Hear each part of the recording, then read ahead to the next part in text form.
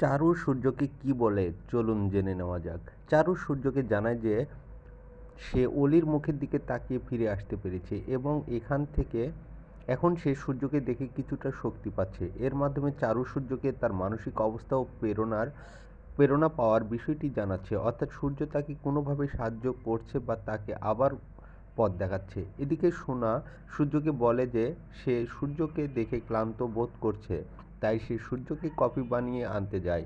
এটি সোনার মনোভাব প্রকাশ করছে যে সূর্যকে কিছু আরাম দিতে চায় এবং তার সাহায্য করতে চায়। সূর্য ও লয়ারের ফোনালাপ। সূর্য তখন লয়ারকে ফোন করে জানতে চায় বেল অর্থাৎ অভিযোগ বা মামলা করা হয়েছে কিনা। লয়ার তাকে জানায় যে ওই মহিলার বিরুদ্ধে কেস করা হয়েছে, তবে সেটা তার অফিসের নামে। সূর্য তখন তাকে বলে সম্মান দিয়ে কথা বলুন, যা তার সতর্কতা ও দৃঢ়তাকে প্রকাশ করে। সে কোনোভাবে সম্মানহানি সহ্য করবে না। সোনা এসে সূর্যকে কফি দেয়। এরপর সোনা এসে সূর্যকে কফি দেয়, তার ক্লান্তি দূর করতে সাহায্য করতে চায়। এটি সোনার সহানুভূতির প্রকাশ। দীপা ও জয়।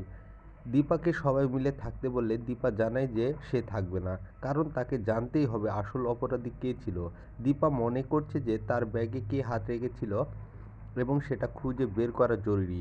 জয় তাকে আশ্বাস দেয় যে সবকিছু ঠিক হয়ে যাবে, কিন্তু দীপা তার পিছু ছাড়ে না এবং চলে যায়। টিভি খবর।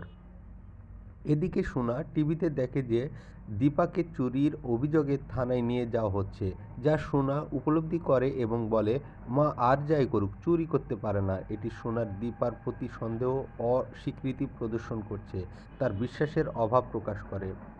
দীপা সিসিটিভি ফুটেজের জন্য ম্যানেজারের কাছে যায়। দীপা অফিসে গিয়ে সিসিটিভি ফুটেজ চায়, কিন্তু ম্যানেজার তাকে জানায় যে স্যার বা ম্যাডাম কেউ নেই এবং সে লয়ারের অনুমতি ছাড়া সেটি দিতে পারবে না। দীপা অনেক রিকোয়েস্ট করে এবং ম্যানেজার সূর্যকে ফোন করে সিসিটিভি ফুটেজের ব্যাপারে জিজ্ঞেস করে। সোনা তখন এটি শোনে এবং সূর্যকে বলে যে সে পারমিশন দিয়ে দেবে। মিষ্কার ছদ্মবেশী ডক্টর সেজে সাক্ষ্যদেব বাবুর কাছে আসে। মিশকা ছদ্মবেশী ডক্টর সেজে সাক্ষ্যদেব বাবুর কাছে আসে এবং জানতে চায় জয়ী সরকার জন্মগতভাবে অন্ধ কিনা। সাক্ষ্যদেব বাবু জানান জয়ীর বয়স যখন 8 বছর ছিল তখন একটি দুর্ঘটনায় সে অন্ধ হয়ে যায়। মিশকা এরপর সাক্ষ্যদেব বাবুর কাছ থেকে তার ও তার স্ত্রীর জন্য জেনেটিক চেক আপ করার অনুরোধ করে। সাক্ষ্যদেব বাবু জানায় সে জয়ীর বায়োলজিক্যাল বাবা নয়, যা সম্ভবত নতুন তথ্য। রূপা সাক্ষ্যদেব বাবুকে জিজ্ঞেস করেন।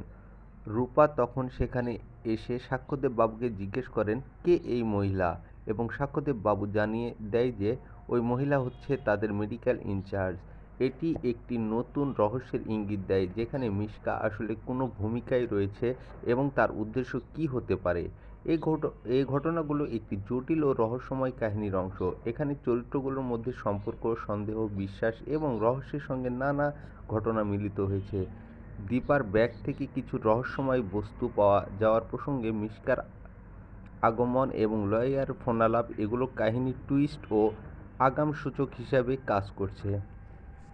তো বন্ধুরা, কেমন লাগলো আজকের আপডেটটি? ভালো লাগলে অবশ্যই চ্যানেলটি পাশে থাকুন। ধন্যবাদ।